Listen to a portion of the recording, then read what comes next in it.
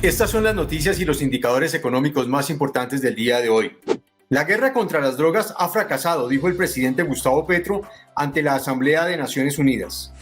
En el marco de la Asamblea de la ONU, el presidente de la República, Gustavo Petro, pronunció un fuerte discurso y en su intervención no solo le recriminó a otros países por la forma en que se ha venido llevando la lucha antidrogas, sino que fue más allá y sentenció que ha fracasado.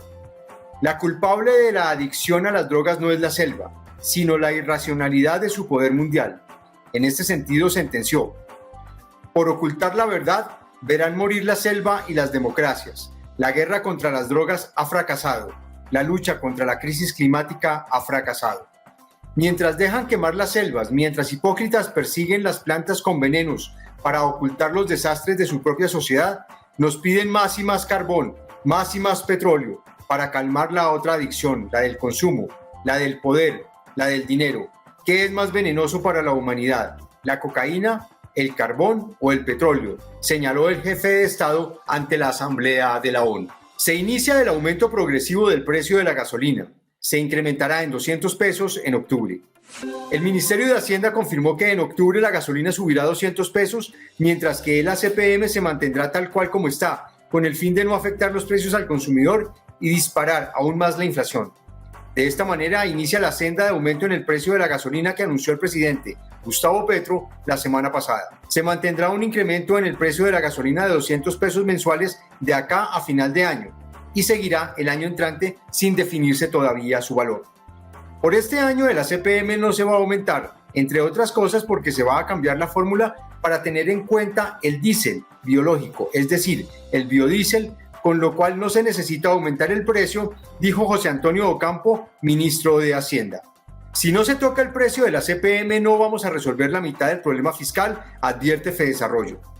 Tras el anuncio en el aumento de los precios de la gasolina para poder mitigar el impacto generado por el déficit que tiene el Fondo de Estabilización de Precios de los Combustibles, que se estima en más de 30 billones de pesos, se han conocido las posiciones de distintos analistas.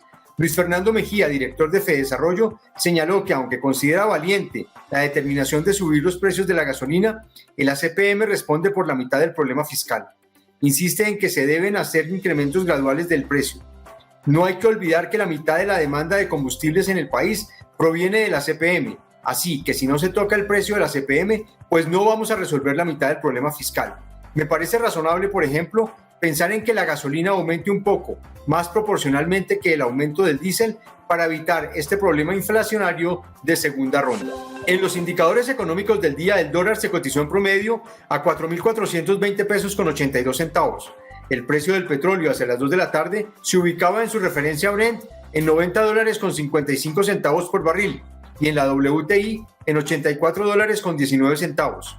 En la Bolsa de Valores de Colombia, las acciones que sobresalieron en la jornada de hoy fueron las de Enca y las de Bancolombia, con un incremento de 8,18% y 2,89% respectivamente.